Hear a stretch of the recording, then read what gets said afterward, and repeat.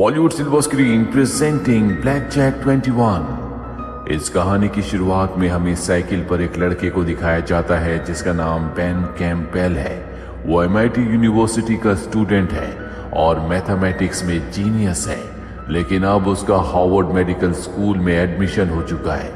लेकिन उसे वहां पर एडमिशन के लिए $3 लाख की ट्यूशन फीस देनी होगी और बेन के पास इतने पैसे नहीं है।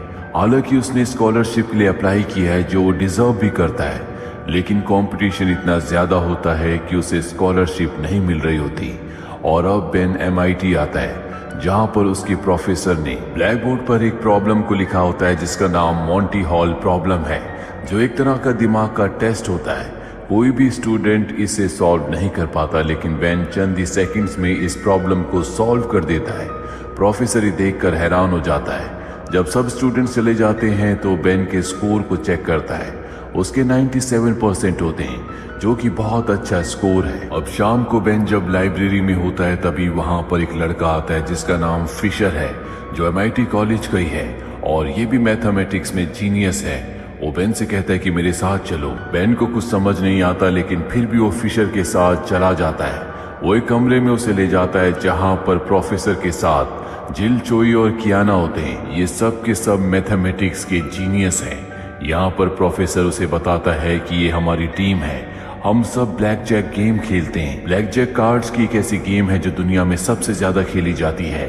प्रोफेसर बेन को बताते हैं कि हम इस गेम को खेलने के लिए कसिनो जाते हैं, जहां पर हम अपनी मैथमेटिक्स की कैलकुलेशन के साथ सभी बाजियों को जीतकर बहुत सारे पैसे कमाते हैं। हम चाहते हैं कि तुम भी हमारी टीम में शामिल हो जाओ। हम कोई भी इलीगल काम नहीं कर रहे, बल्कि अपनी मैथमेटिक्स की कैलकुलेशन के साथ हम गेम को जीतते हैं। पर बेन साफ साफ मना कर देता है, वो इस गेम में, इस काम में शामिल नहीं होना चाहता। हालांकि प्रोफेसर और उसके सभी साथी उसे मनाने की कोशिश करते हैं, लेकिन बेन मना कर देता है। और जब बेन जा रहा होता है, प्रोफेसर उसे कहते हैं कि हमारे इस काम, हमारी गेम के बारे में किसी को कुछ मत बताना। बेन कहता है ठीक है। वो वहां से चला जाता है। अगले दिन बेन से मिलने जिल आती है, जिसे बेन पसंद भी करता है। जिल बेन से कहती है कि तुम हमारी टीम में शामिल हो जाओ, इससे तुम बहुत पैसे कमा लोगे। मुझे पता है कि तुम हार्वर्ड यूनिवर्सिटी पढ़ने जाना चाहते हो, तुम्हारे पास पैसे नहीं है। अगर तुम हमारी टीम में शामिल हो जाओ तो तुम आराम से अपनी फीस दे सकते हो। पर बेन मना कर देता है। अगले दिन प्रोफेसर अपनी पूरी टीम के साथ होता है, जहां पर वो प्लानिंग कर रहा होता है कि कसिनो में जाने के बाद चोई, फिशर, जिल और कियाना कार्ड्स की काउंटिंग करके, उसकी कैलकुलेशन करके दूसरे गेम पार्टनर को सिग्नल देंगे और जब भी सबसे ज्यादा जीतने की प्रोबेबिलिटी होगी तो वो उस दाव पर पैसे लगाएंगे, जिससे बहुत सारे पैसे कमा सकते हैं।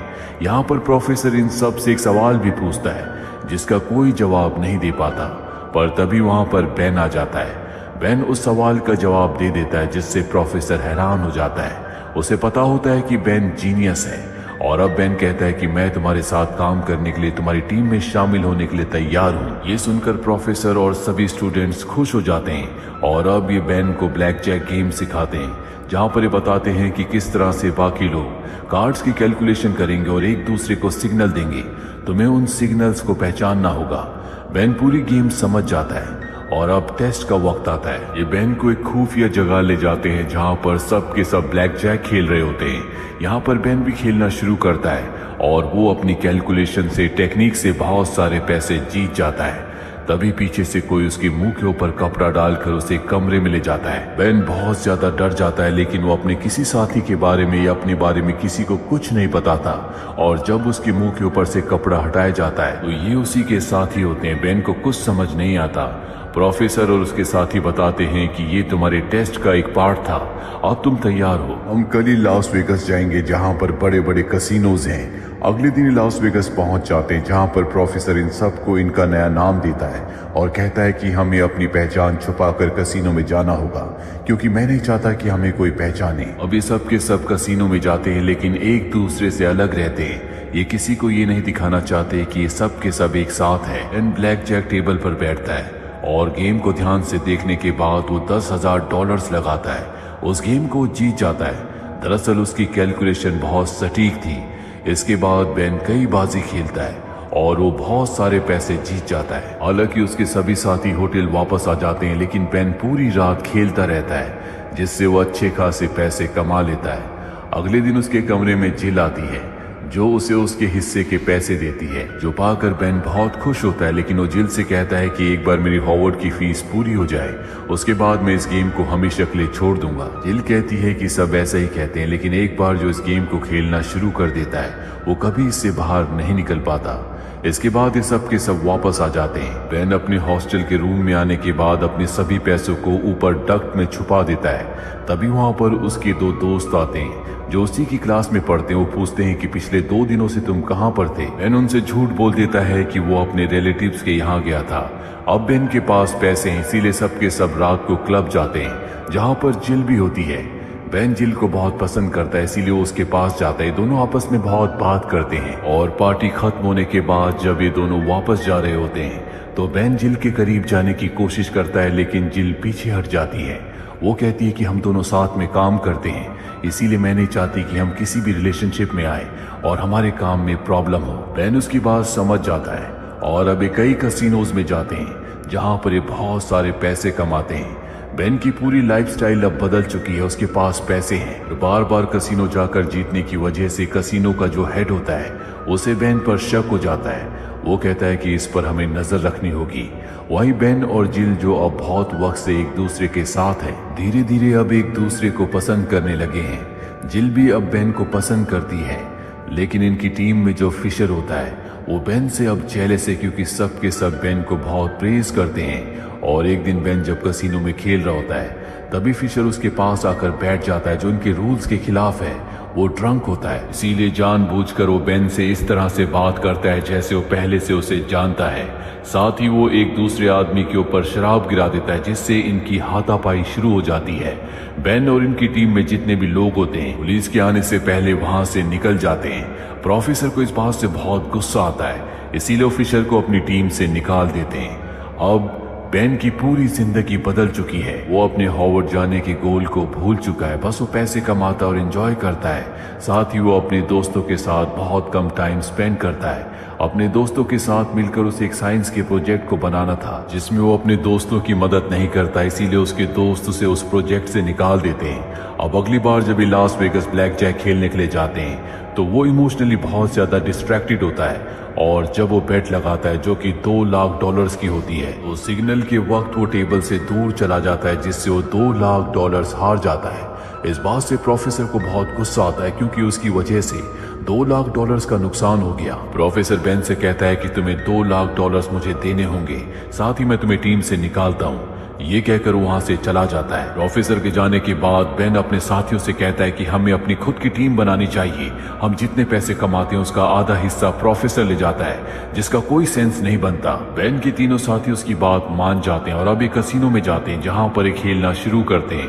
वहां पर बेन अच्छे खासे पैसे जीत रहा होता है, और तभी वहां पर सिक्योरिटी ऑफिसर आ जाता है, जिससे पहले से बेन पर शक था। वो कहता है कि मुझे तुम्हारे बारे में सब कुछ पता चल चुका है। दरअसल प्रोफेसर को पता चल गया था कि चारों के चारों कसिनो में उसकी इजाजत के बिना गेम खेलने के लिए गए हैं, इसीलिए उसने सिक्योरिटी ऑफिसर को सब कुछ बता दिया। और अब ये बेन को एक कमरे में ले जाते हैं, जहां पर ये बेन को बहुत बुरी तरह से मारते हैं। साथ ही सिक्योरिटी ऑफिसर बेन को ये भी कहता है कि लास वेगस में जितने भी कसिनोज हैं, जल्दी उन सब में एक ऐसी मशीन लग जाएगी जो तुम्हारे चेहरों को पहचान लेगी, जिसके बाद तुम्हारे और तुम्हारे साथियों का एक काम हमेशा के लिए बंद हो जाएगा। बेन को उसके प्रोफेसर के बारे में भी बताता और कहता है कि एक रात को उसने $10 लाख जीते थे, जिसके बाद मुझे मेरे कसिनो से निकाल दिया गया था। तब से मुझे उसकी तलाश है। इतना कहकर ये बेन को छोड़ देते हैं। बेन इसके बाद अपने कॉलेज वापस आता है, जहां पर वो देखता है कि उसके प्रोफेसर ने जानबूझकर उसे फेल कर दिया था। इसके बाद वो अपने कमरे में जाता है, वहां पर भी उसका सारा सामान उथल पुथल होता है। दरअसल उसके कमरे से, जहां पर ऊपर उसने पैसे रखे थे, उसका प्रोफेसर उसके सारे पैसे यहाँ से ले गया। बेन जिल से मिलने जाता और कहता है कि मैंने अपना सब कुछ खो दिया है, पर मैं तुम्हें नहीं खोना चाहता। जिल कहती है कि मैं हमेशा तुम्हारा साथ दूंगी। बेन इसके बाद अपने कॉलेज में एक बार फिर से इन्वॉल्व हो जाता है। वो देखता है कि उसके दोस्त जिस साइंस प्रोजेक्ट को बना रहे थे, जिसका वो भी हिस्सा था, उस प्रोजेक्ट में वो जीत चुके हैं, जिससे बेन को बहुत खुशी होती है। इसके बाद वो अपने दोस्त से मिलता और उससे माफी मांगता है। उसका दोस्त उसे माफ कर देता है, और अब बेन प्रोफेसर के पास जाता है। वो कहता है कि मुझसे गलती हो गई, मैं एक बार फिर से तुम्हारी टीम में शामिल होना चाहता हूँ। जल्दी लास वेगस में जितने भी कसिनोज हैं उनमें चेहरा पहचानने वाली मशीन लग जाएगी, पर इससे पहले कि मशीन लगे हमें वहां पर जाकर अपने नुकसान को रिकवर करना चाहिए, जिससे तुम्हें भी बहुत फायदा होगा। बस एग्जाम में मुझे पास कर देना। प्रोफेसर उसकी बात मान जाता है और अब इस सब के सब अपना भेष बदल कर लास वेगस में कसिनो में जाते हैं, जहां जाने के बाद ये $6,40,000 जीत जाते हैं। और अब इस कसिनो में वही सिक्योरिटी हेड आ जाता है जिसने बेन को पहले भी पकड़ा था। ये सब के सब वहां से भागना शुरू कर देते हैं। प्रोफेसर बेन से कहता है कि जितने भी कैश कॉइन्स हैं, यानी कि 6,40,000 के जो कॉइन्स इनके पास होते हैं वो मुझे दे दो। बेन उसकी बात मानकर उसे कॉइन्स दे देता है। प्रोफेसर बाहर जाता है जहां पर उसकी गाड़ी खड़ी होती है। वो गाड़ी के अंदर चला जाता है जहां पर वो ड्राइवर से कहता है कि एयरपोर्ट चलो। दरअसल वो इन सब को धोखा देकर पैसे लेकर यहाँ से भागना चाहता है। और जैसे वो बैग से कैश कॉइन बाहर निकालता है तो उसे पता चलता है कि नकली कैश कॉइन्स हैं। और आगे जो ड्राइवर होता है ये कसिनो के सिक्योरिटी ऑफिसर का ही आदमी है। दरअसल बेन ने सिक्योरिटी ऑफिसर के साथ मिलकर एक प्लान बनाया था जिसमें वो प्रोफेसर को सिक्योरिटी ऑफिसर के हवाले करेगा, जिसकी सिक्योरिटी ऑफिसर को बहुत वक्त से तलाश है। और बदले में सिक्योरिटी ऑफिसर फेस को पहचानने वाली मशीन से बेन के और उसके साथियों के डेटा को हटा देगा ताकि बाद में भी वो कसिनो में आकर खेल सके।